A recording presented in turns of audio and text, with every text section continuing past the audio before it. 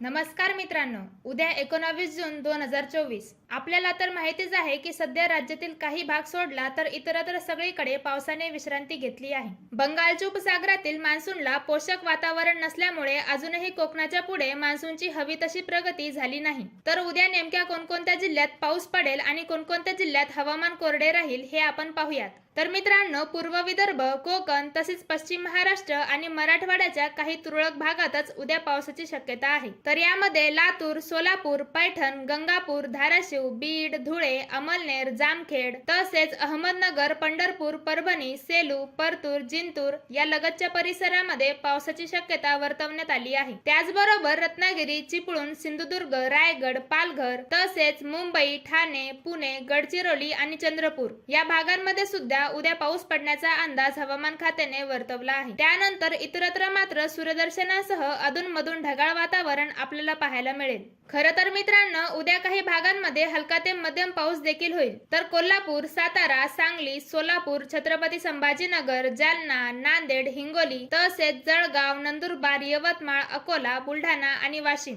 या जिल्ह्यांमध्ये पावसाचा जोर कमी झाल्याने तुरळक ठिकाणीच पाऊस पडण्याची शक्यता वर्तवण्यात आली आहे. तर मित्रांनो, हा होता उद्या 19 जूनचा हवामान अंदाज. अशाच प्रकारचा पुढचा अंदाज जाणून घेण्याकरिता आपल्या चॅनलला सबस्क्राईब करा. धन्यवाद.